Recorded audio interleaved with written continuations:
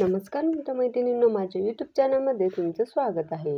दुर्गा सप्तशती हा ग्रंथ इतका अद्भुत आहे ना, की या ग्रंथाचं जर विधिवत पठण केलं तर पठणकर्त्याची कुंडलिनी जागृत होण्यास मदत होते. याशिवाय काही सिद्धीसुद्धा प्राप्त होतात. सीतेच्या वियोगामुळे दुःखी झालेल्या श्रीरामांनी नवरात्रीत विधिवत सप्तशती पाठ केल्याचा रामायणात उल्लेख आहे. परिणामी भगवतीच्या कृपेने माता सीता श्रीरामांना परत मिळाल्या.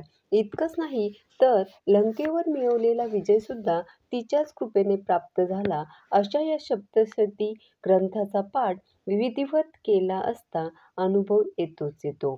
आई जगदंबेच्या कृपेने निश्चितच मनोकामना पूर्तीसुद्धा होते.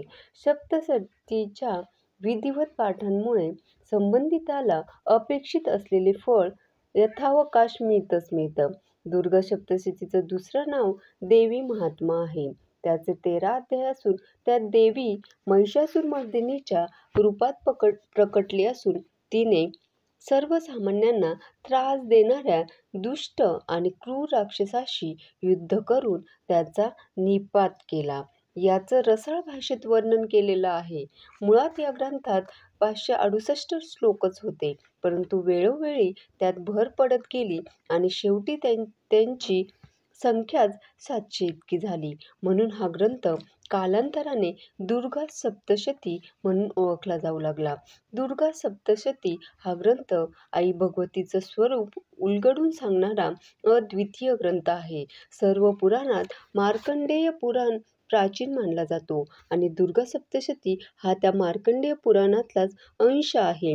देवी नित्य रूपा असून तिने सर्व जग व्यापलं आहे. ती विविध प्रसंगात विविध रूपात विश्वात प्रकट होते, असं वर्णन त्या ग्रंथात करण्यात आलंय. दुर्गा सप्तशती दैत्यांचा केवळ संहाराची शौर्यगाथा नसून कर्म, भक्ती आणि ज्ञानाची त्रिवेणी असून ती भक्तांचं सर्व मनोरथ पूर्ण करते.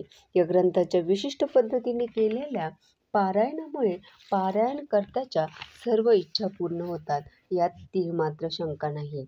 भगवान शिवशंकर एकदा पार्वती मातेला म्हणाले, पार्वती, शक्तीशिवाय मी शिव शवासमान असून जेव्हा मी शक्तियुक्त असतो तेव्हा मी भक्ताची कुठलीही इच्छा तात्काळ पूर्ण करतो.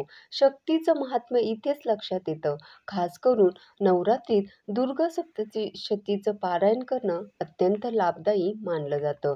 तुमच्यावर कुठलंही संकट आलेलं असू द्या किंवा तुमची एखादी इच्छा पूर्ण व्हायची असू द्या, कुठल्याही हेतूने तुम्ही दुर्गा सप्तशतीचं पारायण केलं तर त्याचा लाभ होतोच.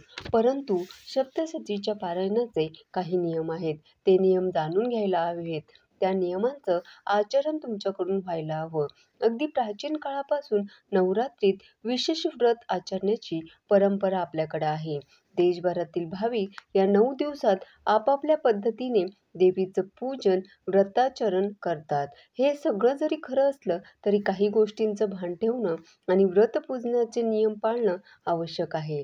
दुर्गादेवीचं पूजन, आराधना, नामस्मरण, उपासना, जप, जाप, होम, हवन करण्यासाठी नवरात्र हा सर्वश्रेष्ठ काळ मानला जातो. 9 दिवस देवीची पूजा करतात. रोज माळ बांधणे, कुमारिकांचं पूजन करणे, अखंड दीप लावणे, उपवास करणे, सप्तशतीचा पाठ करणे, सुवासिनींना भोजन देणे असे विविध कुआचार, कुलधर्म या काळात केले जातात. नवरात्र उत्सवातील अष्टमी महाअष्टमी किंवा दुर्गाष्टमी म्हणून प्रसिद्ध आहे आणि या दिवशी दुर्गेची महालक्ष्मी स्वरूपात पूजा करतात. महालक्ष्मी, ब्रह्मकाली, महाकाली, महासरस्वती ही दुर्गेची महत्त्वाची 3 रूपे आहेत. मंडळी, 2 ऋतूंच्या संधिकालात साजरा केला जाणारा उत्सव म्हणजे नवरात्र. स्वतःचा शोध घेण्यासाठी अत्यंत विलक्षण आणि अद्भुत असे 9 दिवसांचे पर्व आहे. हे महापर्व मानवाच्या आंतरिक ऊर्जेच्या विभिन्न प्रकारचे प्रतिनिधित्व करते. याच ऊर्जेला 9 देवींच्या शक्तींची उपमा दिलेली आहे. शैलपुत्री, ब्रह्मचारिणी, चंद्रघंटा, कुष्मांडा, स्कंदमाता, कात्यायनी, कालरात्री, महागौरी, सिद्धिदात्री या मनुष्यातील ऊर्जेची वेगवेगळी रूपं असल्याचं म्हटलं जातं. आध्यात्मिक दृष्टिकोनातून याला स्वजागरण आणि आत्मबोधाचा काळ मानला गेलाय. आपली चेतनाशक्ती जागरूक करून एकूणच आपली क्षमता वाढवण्याचा काळ म्हणजे नवरात्र असल्याचं म्हटलं जातं. मग मंडळी, तुम्ही सुद्धा आई जगदंबेचा उदो उदो करा आणि नवरात्रीच्या या पर्वाचा लाभ घ्या. धन्यवाद.